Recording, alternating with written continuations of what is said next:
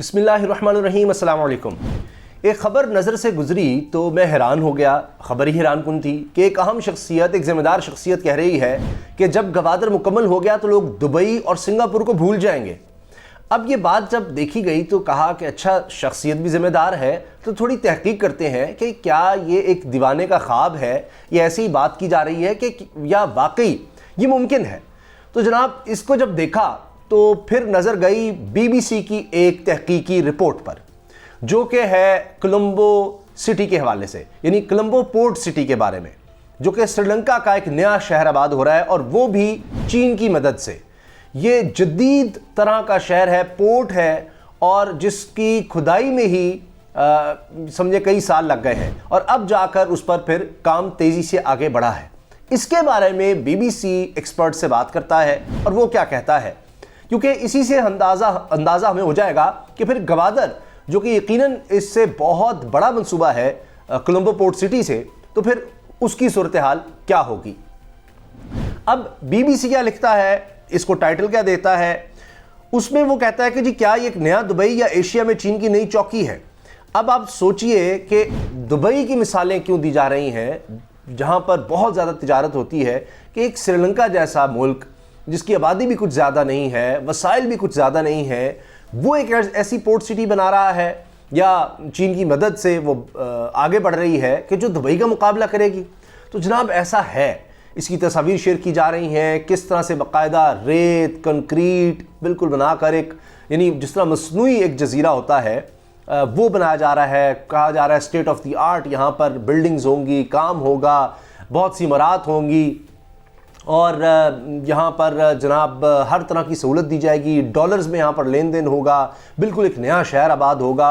और इससे पूरा श्रीलंका ही नहीं बल्कि चीन ने जहाँ जहाँ इन्वेस्टमेंट किया उसके लिहाज से बिल्कुल बदल जाएगा। अब इसमें बहुत सी मनफी बातें भी की जाती हैं जी, 99 साल के लिए लीज़ है और 43% इसमें चीन का हिस्सा आ जाएगा और इस तरह की बातें। मगर अब दूसरी तरफ माहिरीन चीन के भी और श्रीलंका के भी कहते हैं कि ठीक है कि श्रीलंका को इस इन्वेस्टमेंट की ज़रूरत थी, और फिर चीन का भी ये कहना है, उनके एक्सपर्ट्स का भी कहना है कि जी चीन ने अपना फ़ायदा देखना है, लेकिन क्या चीन श्रीलंका को इस तरह से नुकसान पहुंचाएगा और फिर पूरी दुनिया में जहां पर वो बेल्ट एंड रोड इनिशिएटिव के तहत इन्वेस्टमेंट कर रहा है, क्या उन सब में वो बदनाम हो जाएगा। तो इसके साथ हम मवाजना करेंगे गवादर का। गवादर यकीनन इससे हमें एक बहुत बड़ा मंसूबा नजर आ रहा है। बहुत सी बातें कही जा रही हैं, इंटरनेशनली क्या लिखा जा रहा है, उसमें कहा जा रहा है कि जनाब जो CPEC का अब फेज़ है वो पहले फेज़ से कहीं ब्रॉडर है। ये भी कहा जा रहा है कि पाकिस्तान के लिए यही अब सबसे बड़ी उम्मीद नज़र आ रही है जो पूरे पाकिस्तान को बदल के रख देगा, ये गवादर। तो अब ये कहना कि जनाब लोग दुबई और सिंगापुर को भूल जाएंगे, ये किस तरह से दुरुस्त लगता है। एक तो ये कि चीन किस तरह के मुआहदे कर रहा है। अब ईरान से उसने 25 साल का जो मुआहदा किया उस पर भी अमल दरामद शुरू कर दिया है। तो ये नहीं कि चीन सिर्फ वादे कर रहा है या ऐसी बातें कर रहा है, वो इनको अमली जामा पहना रहा है। और अभी श्रीलंका का जो ये सारा मंसूबा नज़र आ रहा है, ये 2014 की बात है और 2013 में बेल्ट एंड रोड इनिशिएटिव का आगाज़ किया गया। 2014 में श्रीलंका के इस स्कीम की, यानी कोलंबो पोर्ट सिटी की बुनियाद रखी गई। फिर एक साल बाद हुकूमत बदल गई, अब इतने सालों के बाद दोबारा हुकूमत आई है, तो इस पर फिर काम तेज़ी से आगे बढ़ा है और लोगों के बड़े खदशात थे। अच्छा, एक और चीज़ आप देखिए, CPEC पर चूँकि हम तफसील से बात करेंगे और कितना ये बड़ा मंसूबा दुबई और सिंगापुर की मिसाल क्यों दी जा रही है कि इन्वेस्टमेंट किस तरह से आ रही है मुल्क में। आप देखिए अभी हाल ही में खबर सामने आई कि 10 अरब डॉलर के 44 मंसूबों के मुआहदे हुए हैं खैबर पख्तूनख्वा हुकूमत से। मैं और किसी की बात नहीं कर रहा, सिर्फ खैबर पख्तूनख्वा हुकूमत की 10 अरब डॉलर अभी।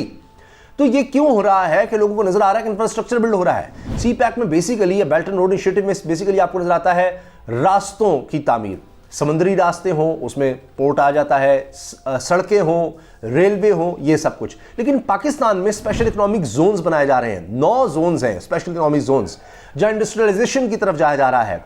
5वें इंडस्ट्री रेवोल्यूशन में पाकिस्तान दाखिल हो रहा है, ये इंटरनेशनल रिपोर्ट्स बता रही हैं।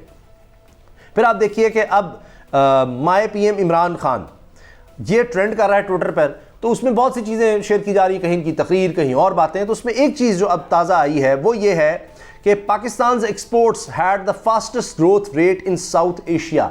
नवंबर 2021 की बात की जा रही है। पाकिस्तान में 33.5% एक्सपोर्ट देखा गया कि बढ़ी हैं। बांग्लादेश की तरफ से 31.3% और इंडिया की तरफ से 26.5%। अब ज़ाहिर है कि उनकी एक्सपोर्ट भी बहुत ज़्यादा है, तो उस लिहाज से देखेंगे। लेकिन बहरहाल ये ख़बर तो कोई हम ये नहीं कह सकते कि मामूली ख़बर है, यकीनन एक बहुत बड़ी और अच्छी खबर है पाकिस्तान को, लेकिन इसको सस्टेन करने की ज़रूरत है। अभी जो अदाद शुमार हमारे सामने आए हैं उसमें सी पैक से जुड़ने की वजह से पाकिस्तान में देखा जा रहा है कि जो 6 महीने गुजरे हैं जुलाई से दिसंबर 2021 के, उनमें गैर मुल्की सरमायाकारी में इजाफा हुआ है और ये तकरीबन 20% का इजाफा कहा जा रहा है। $1 अरब से बराह रास्त गैर मुल्की सरमायाकारी बढ़ गई है, जो कि बहुत बहुत खुश आइंद है और ये कहा जा रहा है कि ये और ज़्यादा बढ़ेगी।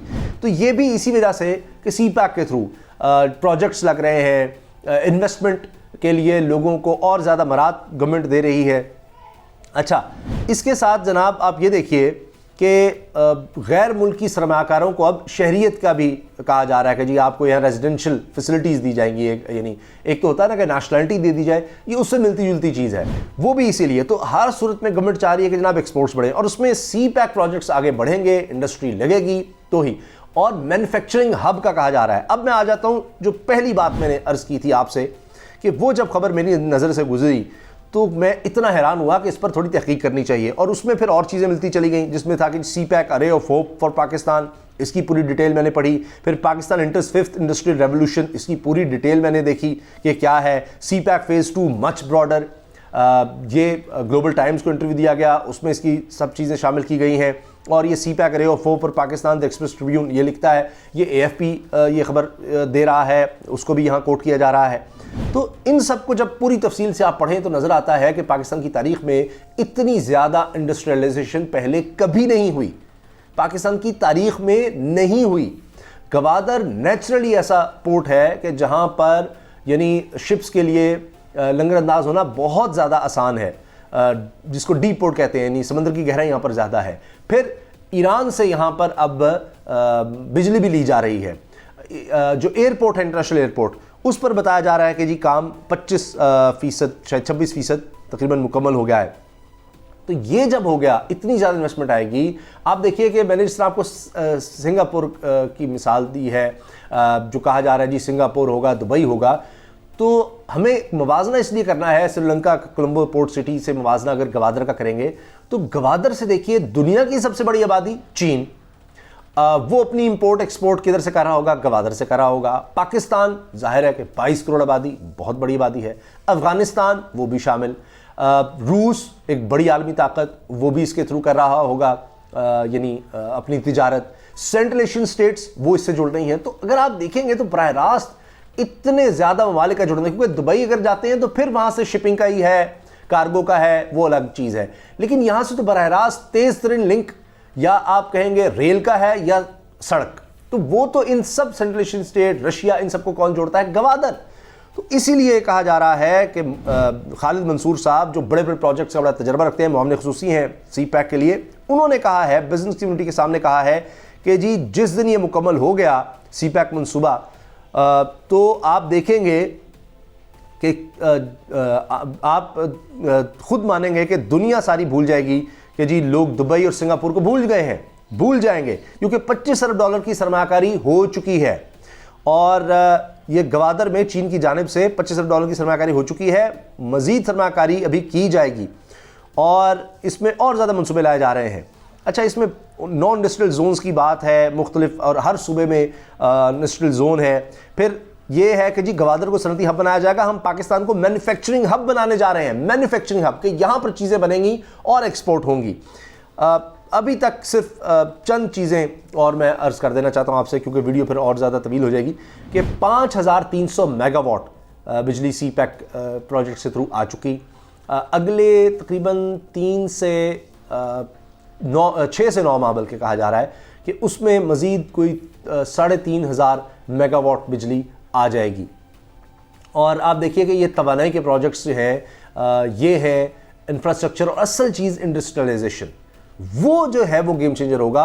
और इतनी इंडस्ट्री के साथ जिस तरह गवादर पोर्ट जब जुड़ेगी, वहाँ से इतनी ज़्यादा इंपोर्ट एक्सपोर्ट होगी, तो फिर आप देखेंगे कि वाकई इंशाल्लाह, क्योंकि इसमें कई साल लगते हैं, चंद सालों की बात नहीं है, कि अगले कुछ सालों में आप देखेंगे कि इंशाल्लाह वाकई जिस तरह प्रोजेक्ट्स चल रहे हैं, उम्मीद की जानी चाहिए कि दुनिया कंपेयर करेगी, बल्कि शायद इंशाल्लाह हमारी तो ये दुआ है कि दुबई और सिंगापुर को भी ये गवादर पोर्ट पीछे छोड़ दे। तो ये अभी तो ख्वाब लगता है, लेकिन इसी तरह हुआ कि ख्वाब देखे जाते हैं और जब उस पर अमल किया जाता है तो एक वक्त था दुबई में भी कुछ नहीं था।